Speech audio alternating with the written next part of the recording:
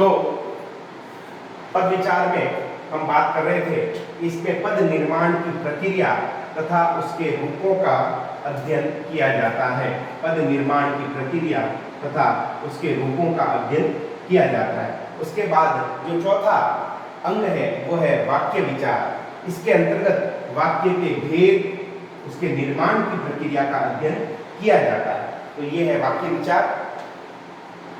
इसके अंतर्गत आपसे मैंने शुरू में ही कहा था कि व्याकरण के अंग से एक बोर्ड में क्वेश्चन बना था, वो भी आपको इसको ध्यान में रखते हुए आपको इसका अध्ययन करना है, क्योंकि बोर्ड जो ये टॉपिक है आपके कोर्स के अंदर सिलेबस में, तो इससे 2-2 नंबर के और 1-1 नंबर के क्वेश्चन बोर्ड बनाता है।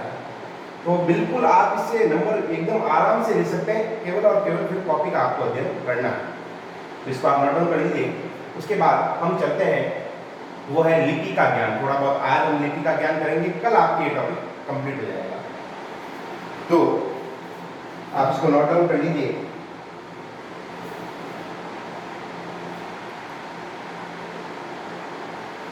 चलिए हम आगे बढ़ते हैं।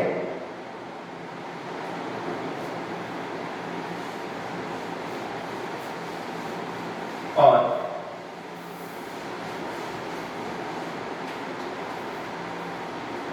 आज हम समझेंगे लिपि को। जो हमारा अगला टॉपिक है वो है लिपि।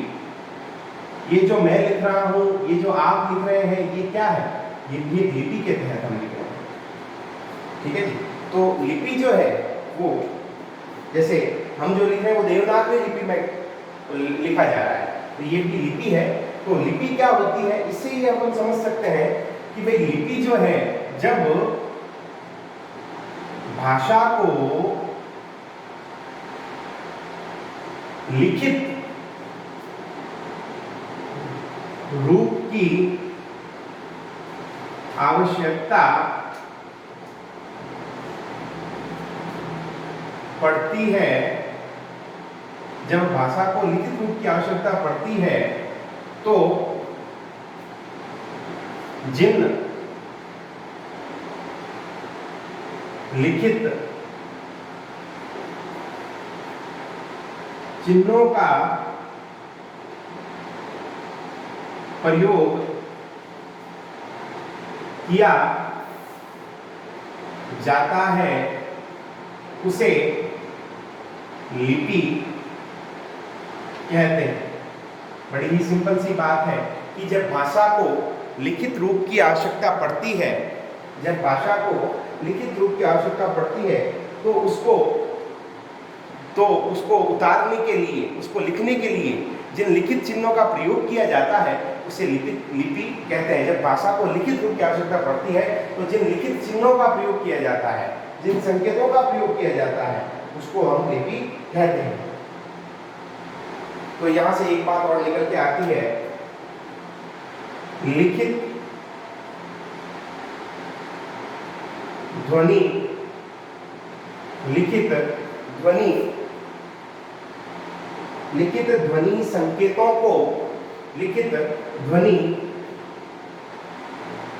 संकेतों को लिपि कहते हैं। ये भी हम परिभाषा लिख सकते हैं छोटी सी, कि लिखित ध्वनि संकेतों को क्या कहा जाता है भाई? लिपि कहा जाता है। फिर उसके बाद में हम ये लिख सकते हैं कि प्रत्येक भाषा की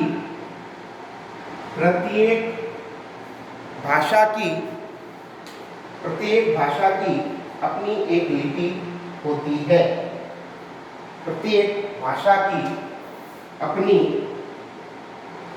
एक लिपि होती है। अब उदाहरण के तौर पर अगर हम देखें, जैसे हिंदी की देवनागरी, अंग्रेजी की रोमन लिपि, अंग्रेजी की रोमन लिपि, और यहां मैं लिख रहा हूं उर्दू की फारसी लिपि। उर्दू की फारसी लिपि। ये जो सारी लिपियां हैं ये क्या है, ये है ध्वनि संकेत जिनके आधार पर हम लिखते हैं। तो हिंदी की देवनागरी है, उर्दू की फारसी है, अंग्रेजी की रोमन है, ठीक है जी। और एक और है पंजाबी की गुरुमुखी लिपि। पंजाबी की कौन सी लिपि? गुरुमुखी लिपि। पंजाबी की गुरुमुखी लिपि, इसको आप नोट डाउन कर लीजिए।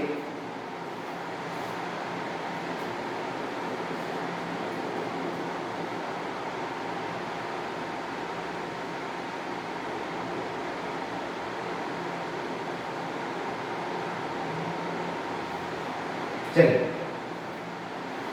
तो हम बात करेंगे किस लिपि की? आप थोड़ा सोचिए, किस लिपि की बात करेंगे? केवल और केवल किस भाषा में हम समझते हैं, किस भाषा में हम लिखते हैं, हम तो उसी की बात करेंगे ना। तो हम बात करेंगे देवनागरी लिपि। इसकी बात करेंगे भाई, इसकी बात करेंगे, देवनागरी लिपि की बात करेंगे हम बात करेंगे देवनागरी लिपि। तो देवनागरी लिपि क्या है? इससे पहले देवनागरी लिपि क्या है? देवनागरी लिपि है सामान्यतः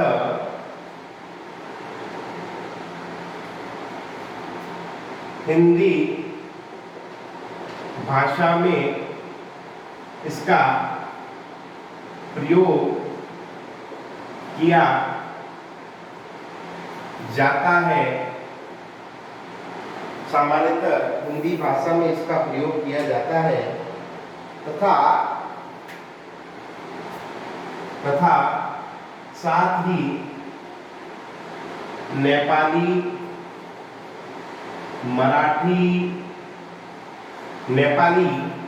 मराठी, संस्कृत, नेपाली, मराठी, संस्कृत आदि भाषाओं में भी इसका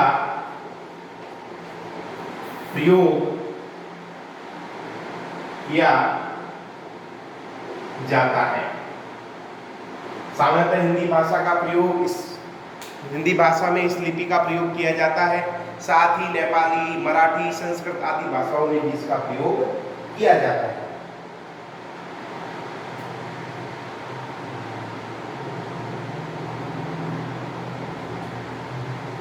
अब देवनागरी लिपि की उत्पत्ति किससे हुई? तो आपको लिखना है कि प्राचीन भारत में दो लिपियां थी। पहली थी ब्राह्मी और दूसरी थी खरोष्ठी। आपको फिर लिखना है ब्राह्मी लिपि से देवनागरी लिपि का जन्म हुआ है। इससे हुआ है भाई, ब्राह्मी लिपि से देवनागरी लिपि का जन्म हुआ है। नोट डाउन कर लीजिए।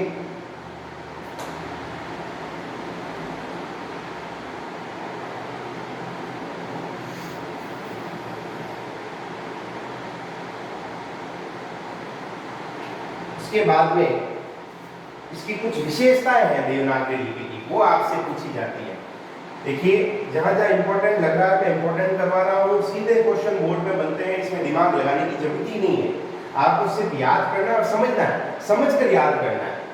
उतार लिया होगा आपने, मिटा देता हूं मैं।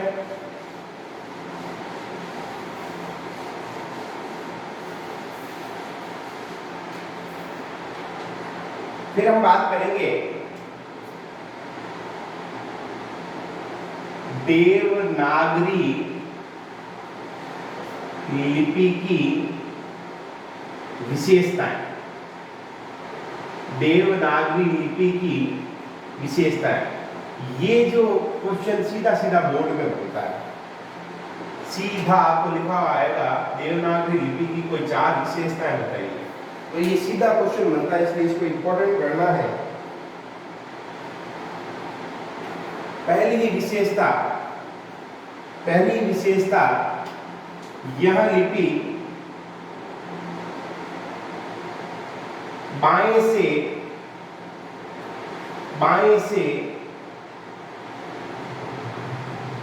से दाईं ओर लिखी जाती है। यह लिपि बाएं से दाईं ओर लिखी जाती है। यह लिपि बाएं से दाईं ओर लिखी जाती है। यह लिपि, दूसरी इसकी विशेषता, यह लिपि उच्चारण के अनुरूप लिखी जाती है। उच्चारण मैंने बता ही दिया था कि उच्चारण जैसा उच्चारण होता है वैसे ही ये लिखी जाती है, उच्चारण के अनुरूप लिखी जाती है। ये इसकी दूसरी विशेषता। तीसरी विशेषता, संपूर्ण लिपि स्वर तथा व्यंजन में, संपूर्ण लिपि स्वर तथा व्यंजन में विभक्त होती है। बिल्कुल होती है। स्वर 11, व्यंजन 25 बताए थे मैंने, और भी है आगे व्यंजन, केवल क से म तक ही नहीं है। उसके बाद में अगली विशेषता, एक वर्ग का उच्चारण स्थान अलग होता है। ये भी हमने चर्चा की थी कि क का उच्चारण स्थान अलग है तो प का उच्चारण स्थान अलग है, ट का उच्चारण स्थान अलग है, त का उच्चारण स्थान अलग है। तो ये भी एक इसकी विशेषता है। अगली जो विशेषता है वो है ध्वनियों में संसार की किसी भी भाषा का उच्चारण किया जा सकता है। इस लिपि की ध्वनियों से संसार की किसी भी भाषा का उच्चारण किया जा सकता है। अब देखिए, इस लिपि की ध्वनियों से संसार की किसी भी भाषा का उच्चारण किया जा सकता है। जैसे मैं लिखता हूँ आई, ये रोमन लिपि का है, इंग्लिश का। अब इसको मैं हिंदी में या देवनागरी में लिखना चाहूँ तो कैसे लिखूंगा? आई। कहने का मतलब क्या है कि इस लिपि की ध्वनियों से संसार की किसी भी भाषा का उच्चारण हमने आई लिख के कर दिया। ठीक है, तो ये भी एक इसकी क्या है? विशेषता है। उसके बाद में इसको नोट डाउन कर लीजिए।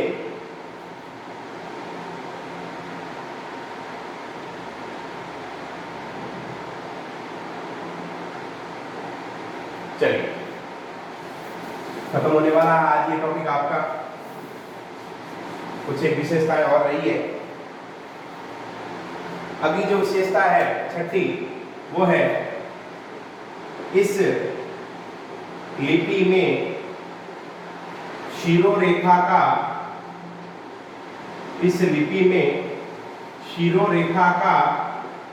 प्रयोग किया जाता है। इस लिपि में शिरोरेखा का प्रयोग किया जाता है। इस लिपि में शिरोरेखा का प्रयोग किया जाता है। फिर अगली विशेषता है सातवां, अनुस्वार तथा अनुनासिक, यानी जो नाक से बोले जाते हैं, अनुनासिक वर्णों के अनुस्वार तथा अनुनासिक वर्णों के, ध्वनियों के, माफ कीजिएगा, ध्वनियों के अलग अलग चिन्ह होते हैं। अनुस्वार तथा अनुनासिक ध्वनियों के अलग अलग चिन्ह होते हैं। फिर अगली जो विशेषता है, इस लिपि में वर्गों की स्पष्टता है। इस लिपि में वर्गों की स्पष्टता है कि ये जो वर्ण आया है, प वर्ण आया है, प आया है, तो ये किस वर्ग का है। अपन उच्चारण स्थान से भी पता लगा सकते हैं। ठीक है जी। तो कहने का मतलब है कि इस लिपि में वर्गों की क्या है, स्पष्टता है।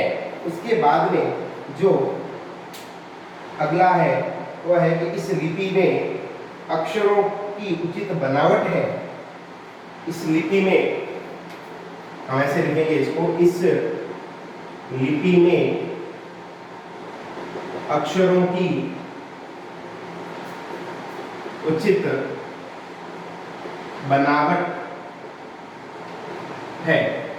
इस लिपि में अक्षरों की उचित बनावट है। यह आपका 9वीं विशेषता है। इस लिपि में अक्षरों की उचित बनावट है। उसके बाद में अगला लिखेंगे, यह लिपि रोमन लिपि की अपेक्षा कम स्थान घेरती है। यह लिपि अंग्रेजी की रोमन लिपि की अपेक्षा कम स्थान घेरती है। और अगला अंतिम, इस लिपि में वर्ण विभाजन में वैज्ञानिकता है। इस लिपि में वर्ण